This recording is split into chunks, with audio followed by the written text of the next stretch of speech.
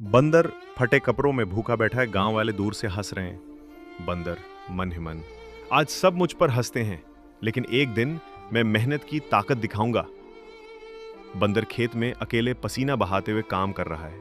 बंदर, भूख से लड़ने का एक ही रास्ता है, काम। जब तक हाथ चलते रहेंगे, पेट भरेगा।